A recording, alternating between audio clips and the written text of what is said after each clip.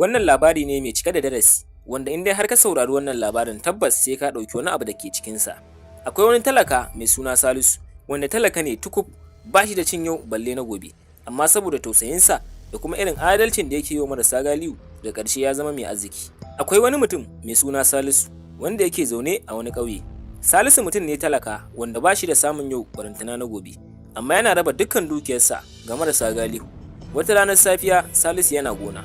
Kwatsam sai ga wani tsoho ya zo ya samu Salisu yana tambayar cewa akwai inda yake so ya je kuma yana da nisa, amma ya manta ina ce hanyar. Gurin da wannan tsohon yake tambaya guri ne mai nisa, kuma Salisu ya san gurin. Gashi kuma Salisu ya gaji saboda ya yi aikin gona, amma duk da haka ya ce mu je baba domin in raka ka gurin, kuma ya anshi kayan wannan tsohon. Suna tafiya can har yamma ta yi, sannan har ya kai shi inda zai je. Salisu ya jiyo zai tafi, sun yi bankwana sai wannan tsohon ya kira shi yake ce mai, kai mutum ne mai kirki, duk da cewa ka gaji kuma ka taimake ni ba tare da sanin ni waye ba, to bari mu faɗa ma gaskiya domin ka san ni wane ne. Ni mutum ne mai dukiya kuma mai arziki, na zo ne daga cikin birni domin in samu mutane na gari irin ka in taimakawa. Nan take wannan tsohon ya ce wannan jakar da ka rike mu ba komai bane a ciki face dukiya, saboda haka ka je da wannan dukiyar ta gaci. Nan fa Salisu murna ta kama shi, inda ya ringa farin ciki ya dawo gida. Salisu ya bige gidansa aka gidan zamani, ya kyautatawa mutanen da saba kyautatawa. Daga ƙarshe Salisu ya dawo mai dukiya a cikin garinsu, inda ya zama mai kuɗin ƙauye gabaki ɗaya. Wannan darasi ne ga mutane, ya kamata a ce kowa ya zama mutumin kirki, musamman mu 'yan uwa musulmai. Wannan shine labarin Salisu. Yanzu kuma ba tare da bata lokaci ba, insha Allah za mu shiga da ku wani labarin kai tsaye, saboda ya kamata a ce mu dinga faranta muku rai, domin a kullum farin cikin ku shine namu. In dai har kuna bibiyan wannan tasha ta mai albarka wato Hausarewa, za ku dinga samun shirye-shirye akai-akai. Labarin soyayya ta gaskiya. A cikin wani ɗan ƙaramin ƙauye akwai wata kyakkyawar yarinya wacce ake kira da Aisha. Aisha kyakkyawa ce son kowa kin wanda ya rasa, amma tana tsoron soyayya saboda irin yaudarar da ta ga ana yi wa ƙawayenta. Wannan dalilin ne yasa duk wani saurayi da ya zo neman aurenta sai ta yi biris da shi. A gefe guda kuma akwai wani saurayi mai suna Umar. Umar ɗan talakawa ne, amma ya ce zai gwada sa'arsa akan Aisha, saboda yanda ya ga tana kula da marasa galihu a gidansu. Umar ya kamu da tsananin ƙaunar Aisha, sai dai shi so ba a ganinsa, saboda haka ya rasa ta yaje faɗa mata cewa yana ƙaunarta. Duk ta inda ya bullo mata ba ta nan take fita ba, saboda ita kuma tana tsoron irin yaudara da samari suke yi, musamman ta ga an yi wa ƙawayenta. Shi yasa duk ta inda Umar ya bullo sai ta kauce. Umar ya rasa ta zai yi domin ya burge ta. Umar haka kurin yakan zo layinsu kawai ya zauna domin ya ga giftawarta, ko za ta je makaranta ko kuma an aike ta. Sai dai dukkan wani abu da Umar yake yi tana ankare da shi. Ita ma a zuciyarta akwai wani abu da ya fara kama ta, wato ƙaunarsa, amma ba ta so ta nuna mai saboda kar ma ya san cewa tana son shi. Wata rana Umar an aiki Aisha jeji domin yin itace, sai dai Umar ya ji sanda aka aike ta domin zuwa jeji ta yi itace. Umar kafin ta je har ya je inda ake yin itacen, ya je ya tara ici. Ita a zatanta da ta je ta bayar shi ma ya yi wa mahaifiyarsa ne ici, bai san cewa ita yi wa ba. Tana zuwa za ta fara yin itace ya ce ba sai kin yi ba, wannan icen gaba ɗaya naki. Wannan shine irin san da nake miki, na rasa taya zan nuna miki, amma wannan icen ma shaida ne. Umar ya ɗauki icen nan ya tuwo mata har gida ya kawo mata shi, inda ya ɗauko icen a kansa ya kawo sa har gidansu. Tun daga nan ita ma ta fara jin ƙaunar Umar a zuciyarta, amma tana tsoro kada irin abin da ya faru da ƙawayenta ita ma ya faru da ita. Sai dai Umar ya ɗaukan mata alƙawarin cewa in dai ba ita ba babu wata mace da zai aura, saboda san da yake mata ya wuce na wasa. Ita ma tun daga nan ta kamu da ƙaunar Umar, har suka fara soyayya, inda daga ƙarshe aka ɗaura masa aure, kuma aure irin na soyayya, domin aure ne wanda duk gaba ɗaya dangi su, kuma kowa an gayyata, kuma kowa ya zo domin an yi farin ciki sosai a wannan biki. Jama'a assalamu alaikum, barkanmu da sake kasancewa tare da ku a cikin wannan tashi ta mai albarka.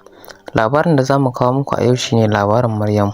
Ku kasance tare da mu don jin wace tarka-tarka aka shirya a cikin wannan labari. Maryamu ta kasance ya guda ɗaya tilo a gurin Alhaji Sali. Alhaji Sali babban attajiri ne wanda kowa ya san da shi, sanannen ɗan kasuwa. Alhaji Sali babban ɗan kasuwa ne mai kasuwanci tsakanin ƙasa da ƙasa.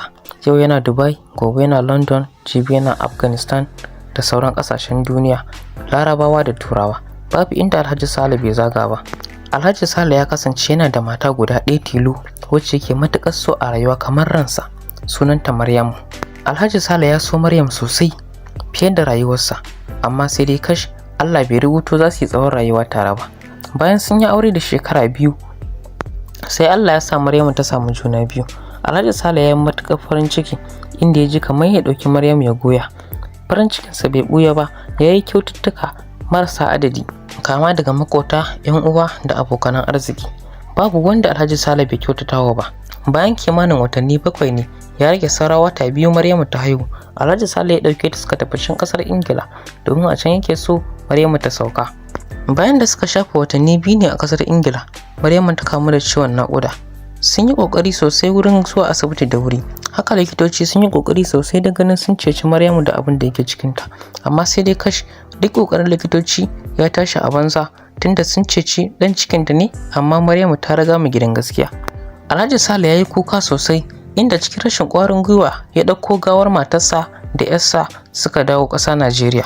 Bayan sun dawo ne aka yi mata dukkan abin da ya kamata a yi mata na sutura, aka kai ta makwancinta.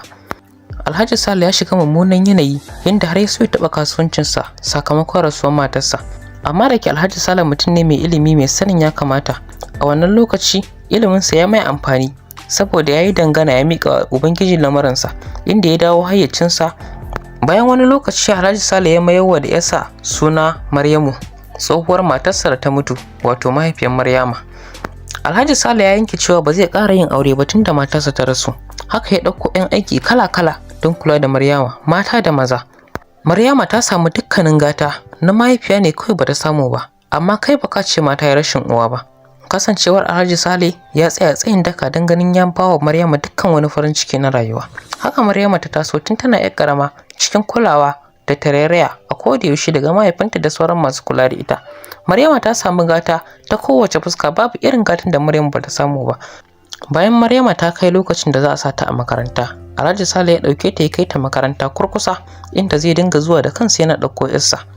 A haka kwance tashi ba wuya, Maryamu ta kai lokacin da za ta gama secondary school. Bayan Maryamu ta yi karatun secondary school ne, sai Alhaji Sale ya fara tunanin wace makaranta ya kamata ya kai 'yarsa domin ta ci gaba. Abokan Alhaji Sale sun ba shi shawara sosai akan ya tura 'yar tasa ƙasar waje. Har wani abokinsa mai suna Alhaji Mati yake cewa ya ba shi ita ya tura su tare da ɗansa ƙasar Cairo domin su je su karatunsa a can. Amma kasancewar Alhaji Sale baya so ya nisa da 'yarsa, hakan ta sa sam Alhaji Sale ya ki amincewa. Bayan dukkan shawarwarin da Alhaji Sale ya karɓa daga gurin abokansa, ya yanke shawarar ya bar ƙasa nan ƙasa Najeriya ta karatu saboda baya son ya nesa da ita. Alhaji Sale ya ɗauki 'yarsa Maryamu ya tura ta wata makaranta mai suna Worldwide University. Makarantar Worldwide University makaranta ce ta manyan 'ya'yan masu kuɗi attajirai, wanda sai ɗan wani da wani, sai 'ya'yan shugabanni wanda ba a so su yi nesa. Wannan makaranta ta yi fice sosai, kasancewa duk wanda ka gani a cikin wannan makaranta to tabbas babansa wani gwaska ne a ƙasar nan. Bayan Maryamu ta tsinci kanta a cikin wannan makaranta ne, sai sabuwar rayuwa ta fara. Ta haɗu da ƙawaye da abokai daban-daban kala-kala waɗanda ba a taɓa tsammanin haɗuwarta da su ba. Aboki na farko da Maryamu ta fara yi a cikin wannan makaranta shine James. James ya kasance babansa babban gunki ne.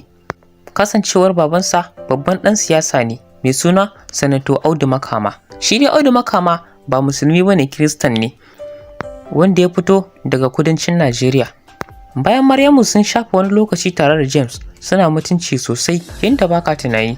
Kwatsam wata rana Maryamu tana falo ta sauko daga sama, tana shirin za ta fita ta tafi makaranta. Hon ɗin mota ta ji alamun za a shigo. Ta leƙa ta windo inda ta hango motar James ɗan gidan Sanato Audu Makama. Hango motar shi da ta yi tana ƙoƙarin shigowa haraban gidan, ya sa Maryam ta yi sauri ta nufi ƙofar fitowa da gudu domin ta ra abokin nata. Da yake gidan babba ne, kafin Maryam ta kai ta fito, har shi James ya ƙaraso cikin harabar gidan. A daidai lokacin James yake buɗe motarsa don fitowa daga ciki, ita kuma Maryam a daidai lokacin ta ƙaraso bakin motar, da ta rungume shi da ƙarfi tare da yi mai sanin da zuwa da nuna mai matuƙar farin ciki da ganin sa a gidansu. Daga can gefe Alhaji Sale ne zaune da wani abokin shi.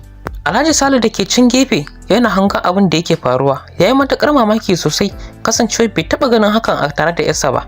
A cikin zuciyarsa kuma ya ji zafin abin sosai, amma kasancewar soyayyar da yake wa ‘yar tasa ba zai sa ya nuna mata ɓacin ransa ba, sai ya danne, yi murmushi kawai da kai, ya ci gaba da hira da abokinsa wanda suke zaune. Daga kai James ya yi tare da cewa "Good morning daddy."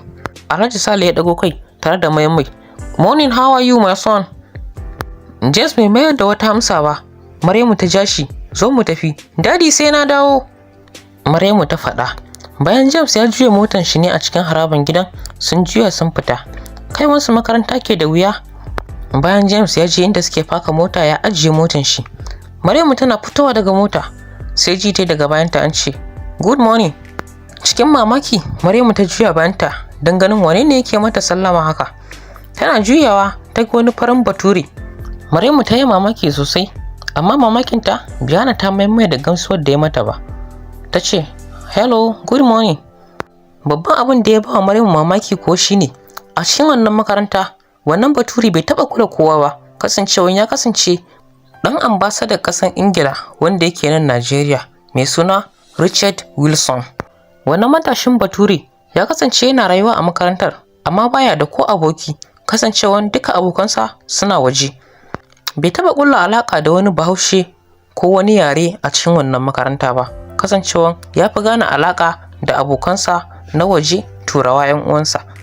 Wannan dalilin shine abin da ya sa Maryam ta yi mamaki matuƙa, kasancewan ya kula ta a matsayinta na baƙa kuma 'yan Najeriya. A wani ɓangaren kuma Maryam ta yi matuƙan farin ciki, kasancewar babu wata mace a cikin makarantar nan da bata marmarin yaushe za ta kula wannan matashin saurayi, amma sai dai ta rasa kowace dama. Shi dai wannan matashin saurayi ya kasance sunan shi Michael, wanda aka fi sani da Michael Richard Wilson.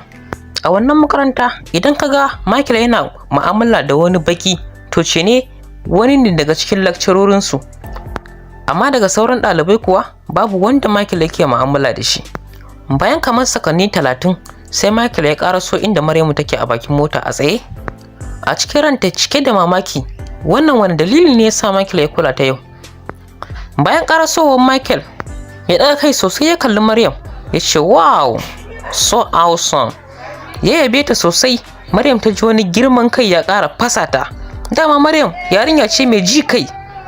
Michael ya tsaya a wurin Maryamu aƙalla na minti 2 inda suka yi magana a junansu. Sannan ya ce, "Ko za mu iya tafiya?" Maryamu ta amsa mai. Suka tafi tare. Tuntuni ita Maryam ta mamanta cewa James ɗan gidan Sanato Audu Makama yana tare da ita. A nan wurin ta bar shi. Shi kam James ya yi tsaye ciki da mamaki. Kai, wannan wani dalili ne ya sa Michael ya zo ya kula Maryamu yau? Ko kaɗan tafiyar da Maryamu ta yi ba ta damu James ba.